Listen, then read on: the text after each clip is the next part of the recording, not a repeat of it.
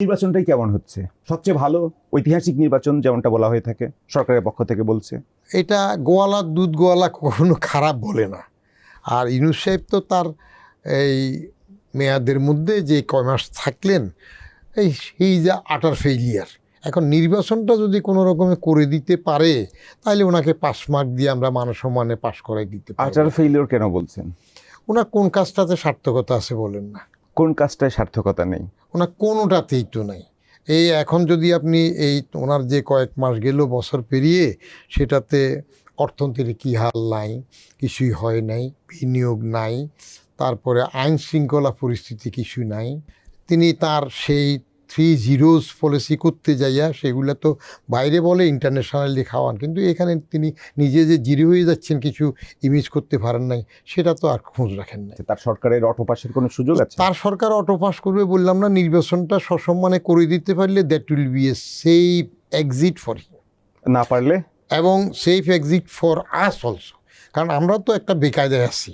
উনি কোনো রকমের নির্বাচন করে দিয়ে সসম্মানে উনিও যাক, আমরাও বাঁচি। না পারা নিয়ে তো আগে ওনার উপর যথেষ্ট সন্দেহ লোকজনের ছিল। ঠাডাপুরি বগামরে ফুকিয়া বলে তার কেরামতি, একটা চান্সে উনি এসে গেলেন আর কি, যেহেতু নোবেল বিজয়ী ছিলেন।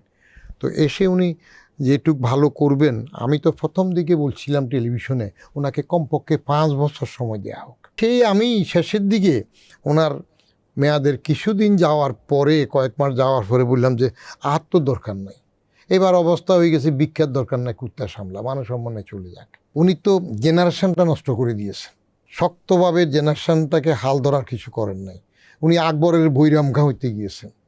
পোলাফাইন বেসকে দিল, আওয়ামী লীগ নিষিদ্ধ করে, কার্যক্রম কায়দা করে বলছি যে দল নিষিদ্ধ করে নাই, কিন্তু কার্যক্রম নিষিদ্ধ করছে। শেখ হাসিনা তাকে যথেষ্ট নাজেহাল করেছে, অপমান করেছে। তো সেটার প্রতিশোধ উনি নিতে আসছেন ব্যক্তিগত এজেন্ডা। শক্ত দক্ষ লোক আনে তো উনি সরকার গঠন করেন নাই। একটা হইলো আঞ্চলিকতা ছিল তার, সেদিকের বেশিরভাগ নিয়েছেন। তারপরেও ভালো হইতো, পদার্থ নিলে হইতো, অনেক তো অপদার্থ নিয়েছে। তো এখন ওই যে ওনার 3 জিরোজের যেসব থিওরি, সেটা হয় জিরোর ডাইনে আপনি যত জিরো যোগ করেন, কগনিজিবল 1 to 9 কোনো ডিজিট যদি না থাকে, ওটা জিরোই পড়তে থাকে। আমি এর আগে বলছিলাম যে ওনাকে নাম্বার দেওয়া তো দূরে থাক, উনি ফেলও করতে পারেন নাই। সেটা কেমন? আমাদের আগের সিস্টেমে 33 পাইলে পাস, 32, 31, এভাবে 25 পর্যন্ত দলীয় না হয় ফেল ধরা যায় 33-এর জায়গায়। কিন্তু যদি 100-র মধ্যে 7-8 পায় তাহলে ফেলও তো করতে পারে না সে অবস্থায়। তো এখন ওনাকে পাস মার্কটা আমি দেব, নির্বাচনটা যদি ঠিকঠাক মতো করিয়ে দেন।